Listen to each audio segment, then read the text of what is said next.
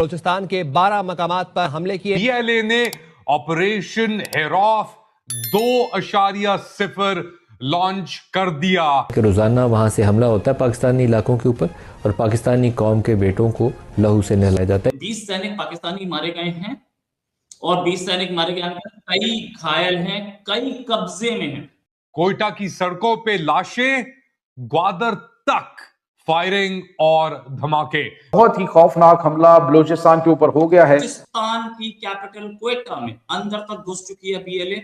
मस्तुम, कलात, पासनी, खुदजार, नुश्की, तुर्बत, ये सारे वो शहर हैं। जब चारों तरफ हब्स और घुटन होगी, जब हुकूमतें कटी हुई होंगी अवाम से, जब रोजगार नहीं होगा तो यही होगा। अमेरिका ने अपने शहरियों को पाकिस्तान के सफर पर नजरसानी का मशवरा दे दिया है। इस वक्त ये इंटेलिजेंस जो हमारी जो अपने आप को नंबर 1 कहते हैं, जी हाँ, ये नंबर 1 इंटेलिजेंस जो है ये क्या कर रही थी और इन्हें क्यों पता नहीं लगा कि इस 12 जगह पर जो है ये अटैक होने वाले हैं। तो बीएलए ने बड़ी कामयाबी से ये तमाम तर कार्रवाइयां जो है वो की हैं। डिटेल सामने आ रही हैं। वो इसके अंदर खवातीन भी शामिल थी और उनकी भी वीडियोस आई हैं।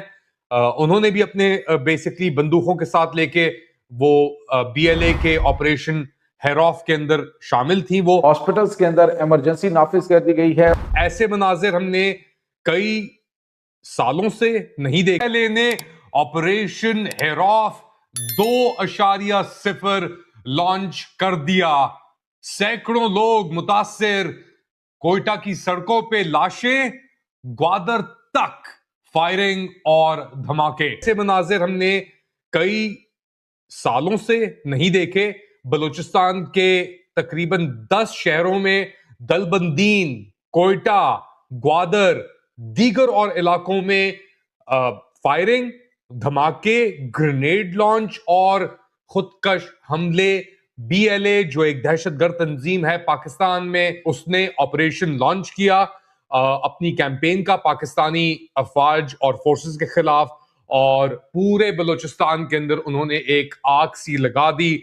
अब जो वीडियोस आ रही हैं उनको मैं आपको दिखा नहीं सकता, ब्लर करके जरूर आपको दिखाने की कोशिश कर रहा हूं ये वीडियोस में आपको, मगर इतनी खतरनाक और खौफनाक ये वीडियोस हैं जहां पे लाशें ही लाशें पड़ी हैं। मगर जो डिटेल सामने आ रही हैं वो इसके अंदर खवातीन भी शामिल थी और उनकी भी वीडियोस आई हैं। उन्होंने भी अपने बेसिकली बंदूकों के साथ लेके वो बीएलए के ऑपरेशन हेरॉफ के अंदर शामिल थी वो। और कोयटा के अंदर 2 बड़े धमाके हुए।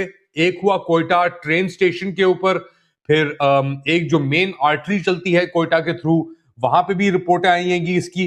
कोयटा के अंदर 2, नौशकी के अंदर, दलबंदीन के अंदर, कलात में, पसनी में, ग्वादर में और मस्तूम के अंदर। बीएलए इसने आहिस्ता आहिस्ता करके जिस तरीके से अपने आप को फैलाया है, मैंने कोयटा की बात की, एक तो ट्रेन स्टेशन के पास हुआ धमाका।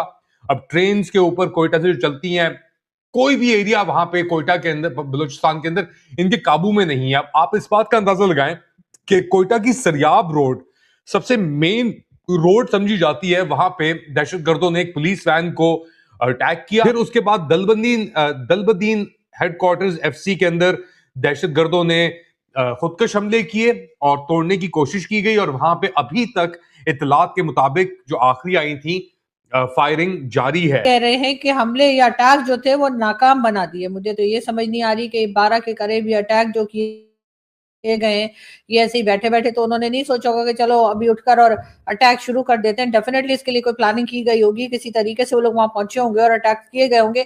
तो उस वक्त ये इंटेलिजेंस जो हमारी जो अपने आप को नंबर 1 कहते हैं, जी हाँ, ये नंबर 1 इंटेलिजेंस जो है ये क्या कर रही थी और इन्हें क्यों पता नहीं लगा कि इस 12 जगह पर जो है ये अटैक होने वाले हैं। यही हमने इससे पहले कई बार देखा, जब जाफर एक्सप्रेस जो है उसको हाईजैक किया गया और कई दूसरी जगह पर जब बलूचिस्तान में अटैक होते हैं तो अब यही कहानी सुना देते हैं कि जी यहाँ पर जो है वो अचानक से अटैक हुआ है और जी हमने हमले या अटैक जो है वो नाकाम बना दिए। जी ये अटैक नाकाम नहीं है, ये कामयाब अटैक है, क्योंकि 12 जगह पर उन्होंने ना सिर्फ ये कि आपके सिक्योरिटी फोर्सेस का नुकसान किया है, 12 जगह उन्होंने अटैक करने में वो कामयाब रहे हैं, लेकिन यहाँ पर क्योंकि अपनी जान बचानी होती है, अपनी जो नाकामी है उसको छुपाना होता है, तो इसलिए बार बार यही कह दिया जाता है कि जी ये जो अटैक्स थे ये नाकाम रहे।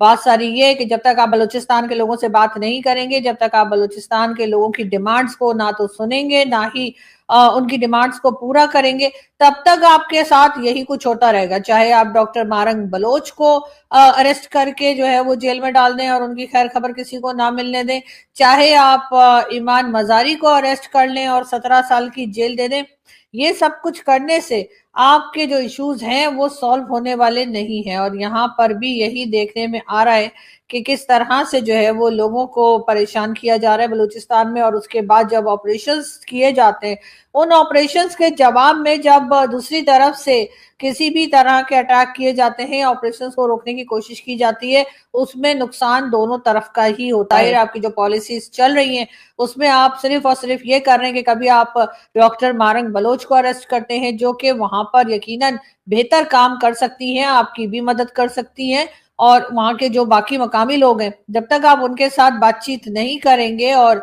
उनसे बात करके वहां के लोगों के जो मेन इश्यूज हैं जिसके लिए प्रोटेस्ट होता रहता है बलूचिस्तान में, अगर आप उसके ऊपर नहीं जाएंगे और उन मामलात को नहीं आप समझेंगे या समझने की कोशिश करेंगे या खत्म करने की कोशिश करेंगे, तब तक आपके हालात जो हैं वो इसी तरह से रहेंगे, इससे भी खराब हो सकते हैं। और हमें हरगिज 71 नहीं भूलना चाहिए। आप क्या चाह रहे हैं कि जैसे 71 में बांग्लादेश बना और आप अभी तक रोते हैं कि जी भारत ने कर दिया, तो क्या बलूचिस्तान और केपीके के साथ भी आप यही चाह रहे हैं? इसीलिए आपने कभी डॉक्टर मारंग बलोच को अरेस्ट किया तो कभी आपने ईमान मजारी को अरेस्ट किया, जो कि नहीं होना चाहिए था। ये दोनों लेडीज जो है वो बलूचिस्तान के लोगों के साथ खड़ी थी, बलूचिस्तान के लोगों के लिए काम कर रही थी, उनकी मदद कर रही थी, उनकी जो डिमांड जब आप तक पहुंचाने की भी कोशिश की जा रही थी, लेकिन आपने सब कुछ सुनने के बजाय उन लोगों को ना सिर्फ ये कि अरेस्ट कर लिया, बल्कि उनके उसके साथ साथ उन लोगों के ऊपर जिस तरह से जुल्म किए